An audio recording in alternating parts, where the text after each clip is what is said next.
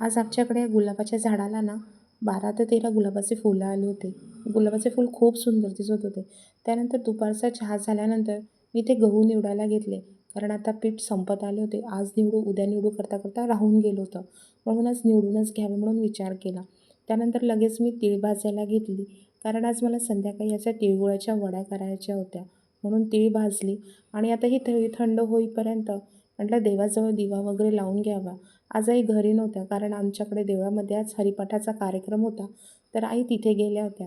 म्हणून देवाजवळ मी दिवा लावला आणि शुभंकरोती वगैरे म्हटली. त्यानंतर संध्याकाळी इडलीचं बारीक करायला घेतलं. सकाळी इडलीचं टाकलं होतं ते बारीक वगैरे केलं आणि हा आता ओटा छान म्हटलं स्वच्छ पुसून घ्यावा. ओटा स्वच्छ राहिला की कामं करायलाही बरं वाटतं ना, फ्रेश वाटतं. आणि त्यानंतर ही आमची बोरं. आमच्याकडे पूर्ण भांडंभर होती, पण आता याच्यातले फक्त इतकेच राहिले. आता तीळ बारीक करायची म्हणून मिक्सरजवळ गेले, पण तितक्यात लाईट गेले. म्हटलं चला लाईट आल्यानंतरच करावी. लाईट आल्यावर बाबा बाहेर गेले आणि मला नाही नेलं म्हणून याचं रडणं सुरू होतं. त्यानंतर मी तिळगुळाच्या वड्या करायला घेतली. वड्या इतक्या छान सॉफ्ट आणि मस्त झाल्या होत्या की काय सांगू. सासूबाईंना आणि यांना आवडल्या म्हणजे वड्या छानच झाल्या असतील असा माझा एक अंदाज होता. आणि वड्या खरंच छान झाल्या होत्या की तोंडात टाकताच ती विरघळेल बा.